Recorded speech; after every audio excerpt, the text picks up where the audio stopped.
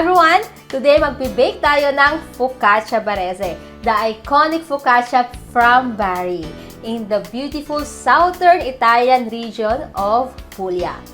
Watch until the end to discover what makes this focaccia so special. So let's get baking.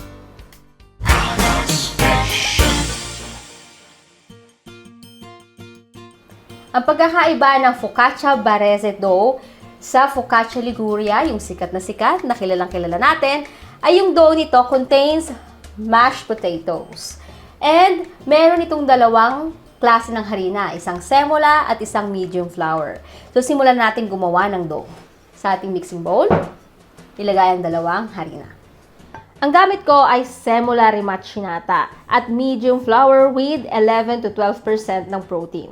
Maglagay ng space sa gitna, ilagay ang fresh yeast at ang room temperature water. Tutunawin natin ang yeast. Pag natunaw na, maglagay ng more water. Mag-iiwan tayo ng at least 2 tablespoons para pangtunaw ng asin mamaya. Ilagay na ang mashed potato. Ito ang nagbibigay ng tender texture sa ating bread.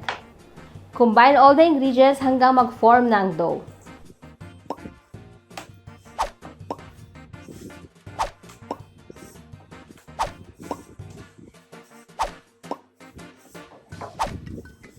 Pag okay na, ilagay ang salt sa gitna. Then, our remaining water. I-fold ito hanggang sa mag-absorb na ang liquid sa dough.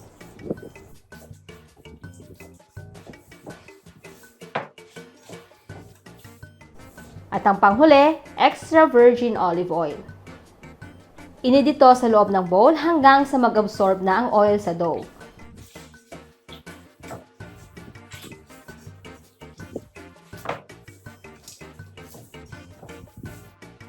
Pag okay na, mag-dust tayo ng harina sa work surface and continue kneading. Inid ito hanggang maging smooth and elastic na for about 5 to 8 minutes. Pag ready na ang dough, magpahid ng oil sa work surface. Ilagay ang dough dito. Takpan and rest for 15 minutes.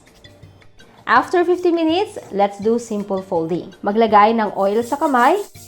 Press the dough. Flip it over. Ang ibabaw mapupunta sa ilalim. Paikutin ito papunta sa iyo. Then, close and roll. Gawin ito ng 2 beses.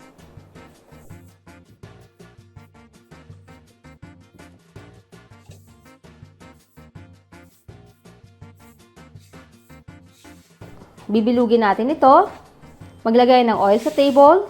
Gagawin ulit natin ang quick rest for 15 minutes. Uulitin natin ang same procedures. Ginagawa natin ito para magbigay ng strength sa ating dough.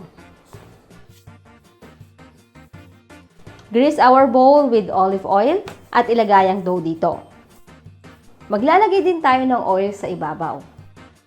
Then, cover with plastic wrap. Ipuproof natin ito sa loob ng refrigerator for 12 hours or overnight. Mas maganda pag overnight. And you can keep your dough inside the refrigerator for up to 2 days but not longer than that. Itong longer fermentation na to ay nakakatulong sa inyong dough to have better flavor and produces a lighter, more digestible bread. So, ilagay na natin sa loob ng fridge.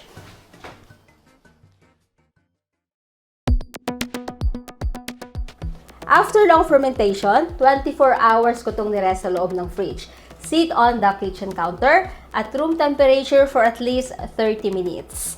And habang naghihintay, i-prepare na natin ang toppings. Kailangan natin ng dried oregano, extra virgin olive oil, salt, and yung olives. Pwede kayong gumamit ng green or black. And of course, ang ating tomatoes. The best tomatoes for this focaccia barese ay itong Piccadilly or yung Marzano. Kasi meron itong good amount ng juice. Juicy siya and manamis-namis. Pero kung hindi available ito, pwede kayong gumamit ng small tomatoes like cherry tomatoes or yung datterini. Kung wala naman, pwede yung tomatoes in can. Ang tawag dito sa Italy ay pelati. Ito yung merong whole peeled tomatoes sa loob. So, hiwain na natin itong ating tomatoes. Ihiwain lang natin ito sa gitna, into half. Itong part na to, pwede nyo tanggalin. Ako, hayaan ko lang siya dyan. Wala naman akong problema dyan. Okay lang kahit hindi ko siya tinatanggal. So, cut into half. I suggest na pag nagkahiwa kayo ng tomatoes, mas maganda ang gamit ninyo ay itong bread knife. Para hindi siya dudulas. Look. Yan, after cutting, di na natin to kailangan lagyan ng kahit anong seasonings. Plain natin itong ilalagay sa ibabaw ng ating dough. Ready na ang ating dough. Look at that. So, let's prepare our baking pan na may size na 33 centimeters. Generously grease our pan with extra virgin olive oil. Spread nyo yan all over our pan. Yan. Itong top, mapupunta sa bottom. And then yung bottom ay ayun yung nasa ibabaw. I-stretch na natin ito, i-flatten natin gamit ang ating mga fingers. Pero hindi itong tip, itong middle part. Stretch natin. Hindi rin pa ganito, pa ganyan. Hindi pa ganito, ganito.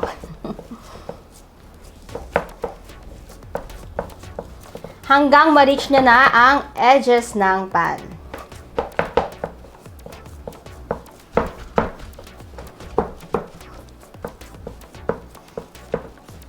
Pag okay na, kunin ulit ang olive oil. Yan. Then maglalagay ulit tayo ng olive oil sa ibabaw ng ating dough. Then spread evenly. Kailangan ang gamit ninyo ay good amount of extra virgin olive oil. Ayan, ready na tayong ilagay ang tomatoes. Sa paglagay nito, hindi nyo basta ilalagay ng ganyan. Kailangan ninyong i-press ng ganito para ma-release yung juice. Saka nyo ilalagay. And then pipress nyo. Press. Then, put on your dough. Napaka-importante nito para ma-release niya ang juice sa loob. Siguraduhin nyo na hindi nyo titipirin ang tomatoes. Kailangan marami kayong ilalagay. After tomatoes, ang ating olives. Hindi ko na to hiniwa. Press nyo lang ng ganyan. Then, push. Siguraduhin nyo, ipipress nyo ng maigi para after baking, hindi yan tatalsik. Hindi matatanggal sa inyong bread.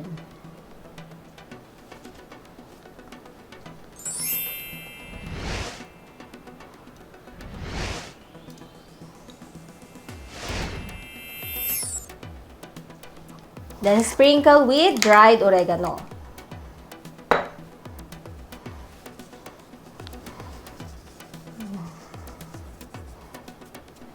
Then salt.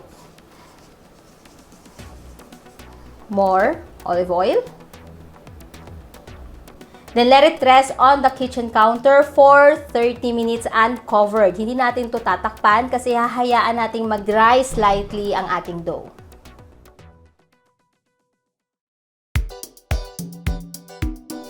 Ilalagay na natin ito sa middle rack ng preheated oven 220 to 230 degrees Celsius and bake for 10 minutes. Then after 10 minutes, ililipat natin ito sa bottom level, yung pinakababa ng oven, and then bake for another 10 to 12 minutes or hanggang sa maging golden brown na yung top nito and then yung edges and bottom ay crispy na. So ilalagay natin sa preheated oven.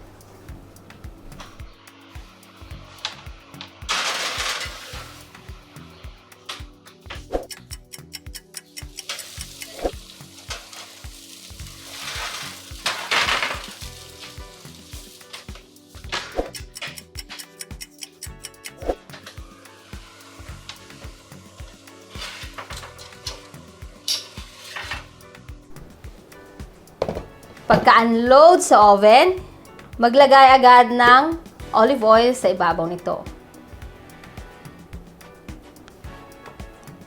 And then brush. Kung hindi pa po kayo nakakapag-subscribe sa Anna's Passion, please consider subscribing and pakiring na rin yung notification bell para updated kayo sa lahat ng aking new recipes.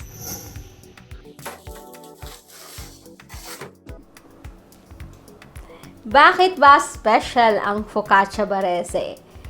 For me, yung harmony ng textures and flavors nito. Crunch,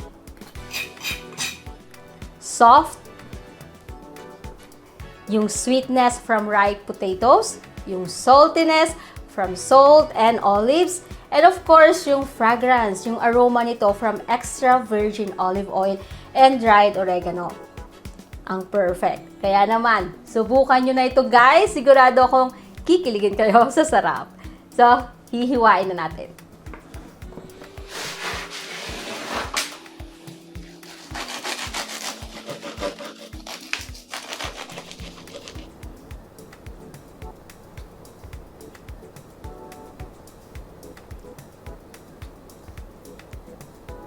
Yeah.